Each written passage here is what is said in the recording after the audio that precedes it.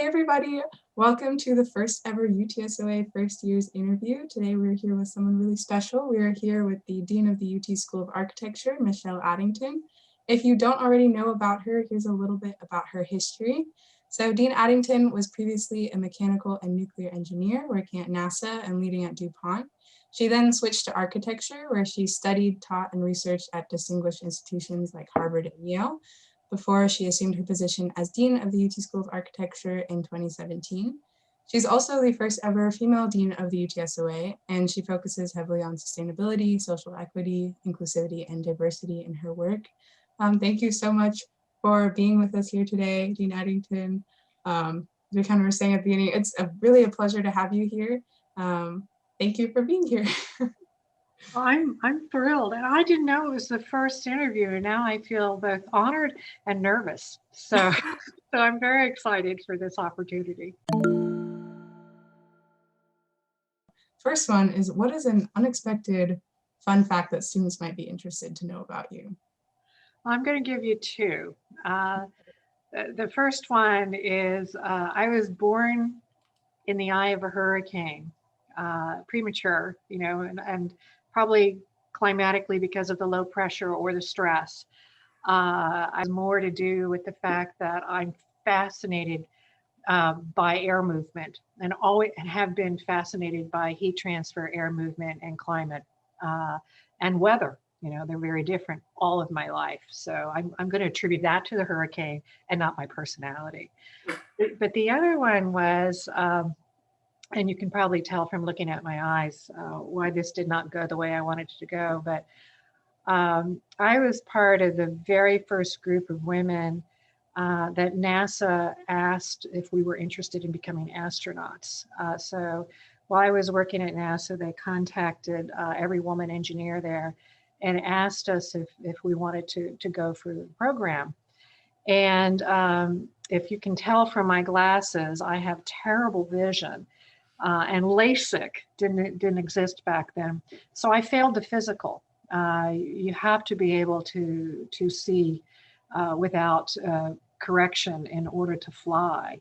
And I've got the equivalent of 2,900 vision. So pretty much nothing without my glasses. If I don't have my glasses on, I do have contacts that I occasionally wear. So you don't have to be that worried if you see me driving without glasses on. But I failed it. And it was actually, people know that Sally Ride was the first female astronaut. She actually came later.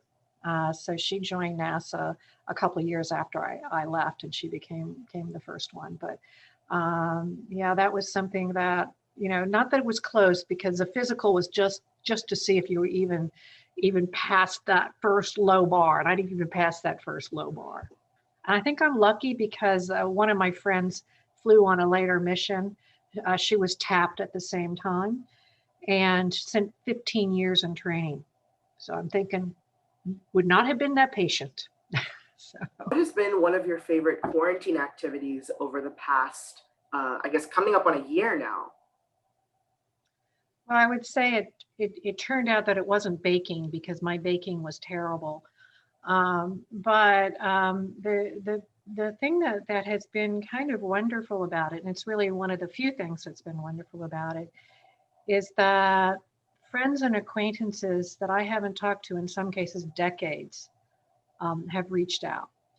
And for me to be able to rekindle so many of these relationships, and it's people from across the world. We're all sharing in this across the world. And it's been, that part has been incredible. And I hope that I don't lose that. I've already trying to plan for when I can travel again. And, normally I'd be traveling, for something related to work or research, or beach, the third thing. But and now I'm working out my entire travel to go to different parts of the world to see these people that I hadn't spoken to in some cases. One of them, 30 years, I hadn't spoken to in 30 years, and she found me others more recently, but I just hadn't seen in some cases 5 or 10 years. So that'll be my activity once we can travel again. So next question that we have is, you kind of touched on it when you were talking about your experience with NASA, which is amazing. Some students I think will probably be surprised to know that you weren't always in architecture. So curious to know, how did you actually end up coming towards architecture, and what interested you initially about architecture and design? Well, it's something that, it never really crossed my mind growing up. Um, my mother was a news journalist, and my father had planned to be an opera singer, but World War II took him into the military. And so I grew up in a household that loved music, and I actually started school as a music major. Did not last long because I realized it meant my destiny was to be a piano teacher in my living room. And I thought that that's probably, it was taking the pleasure away from my music for doing that. And I went to my second great love, which was math. But, and then from math into physics, and then from that into mechanical engineering, and then from that into nuclear engineering, all within a year. So really rapid fire going through that.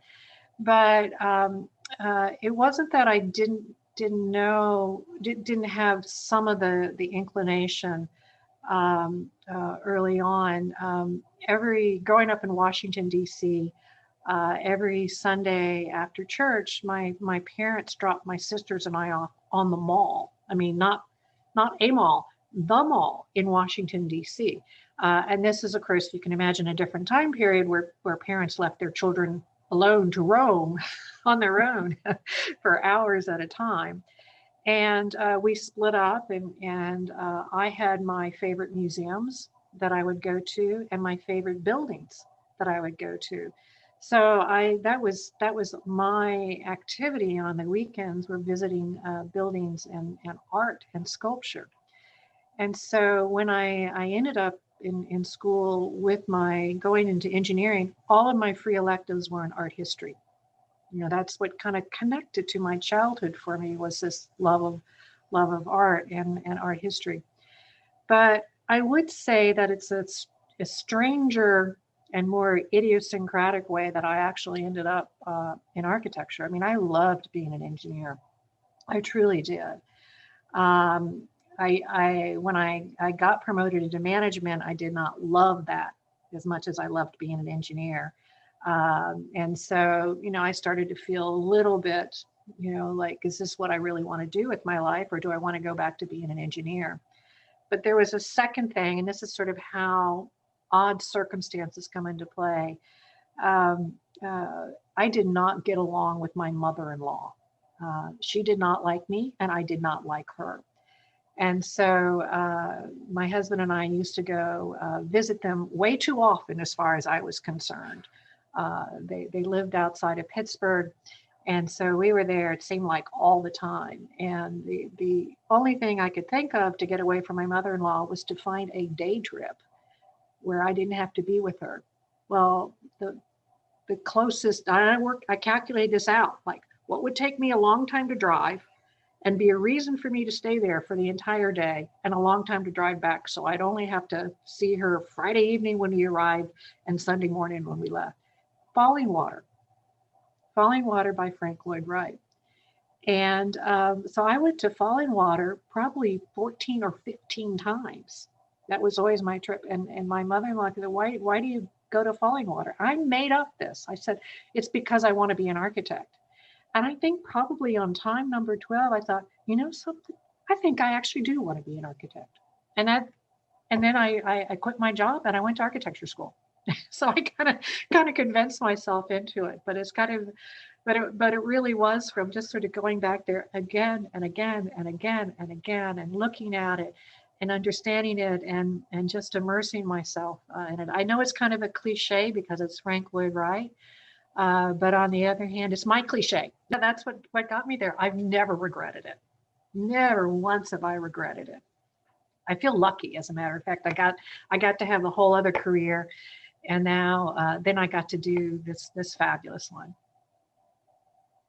Man, all of these amazing stories of your origin story is just so cool, and how you got to where you are. It's just it's mind-boggling to think that our journey in this whole process is just beginning, and that we have a propensity and an ability to maybe have one day such an interesting life history and story, and how we got involved in all this stuff.